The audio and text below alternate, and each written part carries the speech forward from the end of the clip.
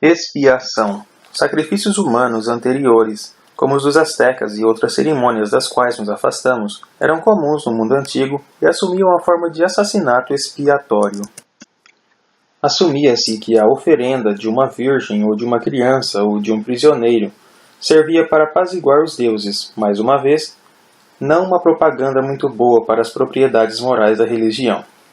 Martírio, ou sacrifício deliberado da própria pessoa, pode ser visto sob uma luz ligeiramente distinta, embora, quando praticado pelos hindus na forma de sati, ou o fortemente sugerido suicídio de viúvas, era desconsiderado pelos britânicos na Índia por razões tanto imperiais quanto cristãs.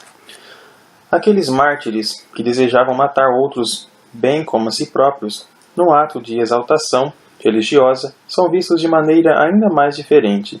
O Islã se opõe ostensivamente ao suicídio em si, mas parece que não consegue decidir se condena ou recomenda o ato de um arrojado sahid.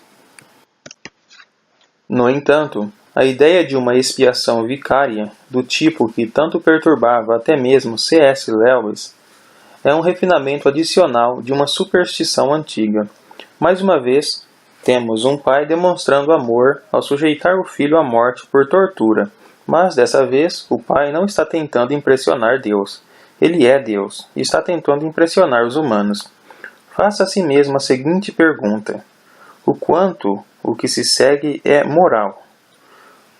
Contam-me acerca de um sacrifício humano que aconteceu 2000 anos atrás, sem que eu o desejasse e em circunstâncias tão medonhas que, se eu estivesse presente e tivesse alguma influência, teria me sentido obrigado a tentar impedi-lo.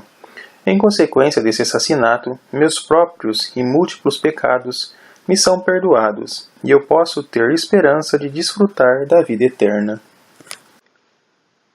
Vamos desconsiderar, só por enquanto, todas as contradições entre os narradores da história original e assumir que seja basicamente verdadeira. Quais são as implicações adicionais? Não são tão reconfortadoras quanto parecem à primeira vista. Para começar, e tentando obter o benefício dessa assombrosa oferta, devo aceitar que sou responsável pelo castigo, zombaria e crucificação, sobre os quais não pude opinar, nem deles participar. E ainda devo concordar que, toda vez que declino dessa responsabilidade, ou quando peco em palavra ou ação, estou intensificando a agonia sofrida.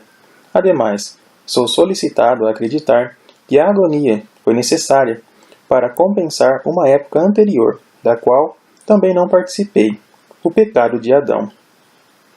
É inútil objetar que Adão parece ter sido criado com insatisfação e curiosidade insaciáveis, e então proibido de satisfazê-las.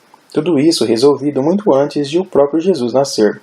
Ainda assim, a minha própria culpa no assunto é considerada original e inescapável. No entanto, ainda me é concedido o livre-arbítrio para rejeitar a oferta de uma redenção vicária.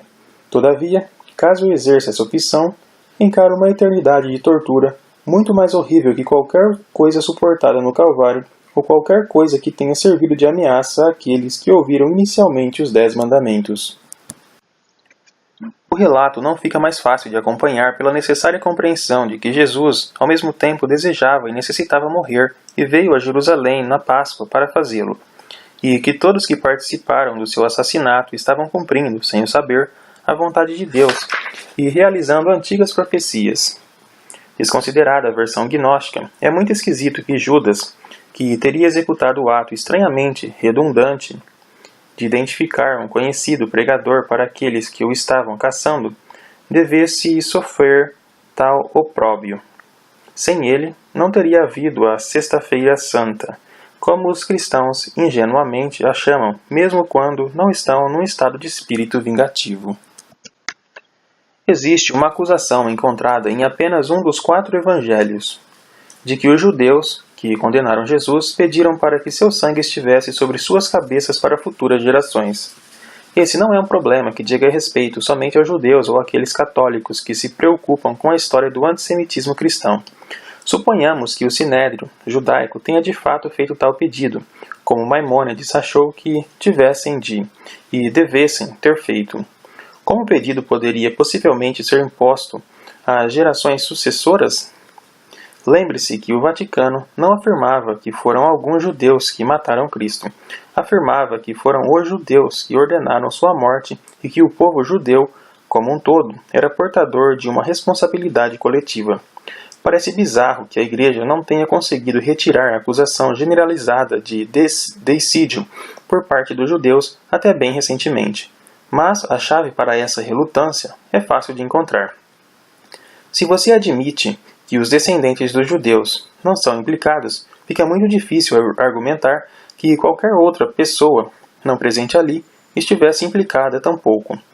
Um buraco no tecido, como sempre, ameaça rasgar totalmente a coisa toda, ou apenas transformá-la em algo fabricado e tecido pelo homem, como o desacreditado sudário de Turim. A coletivização da culpa, em suma, é imoral em si mesma, como a religião, ocasionalmente, tem sido obrigada a admitir.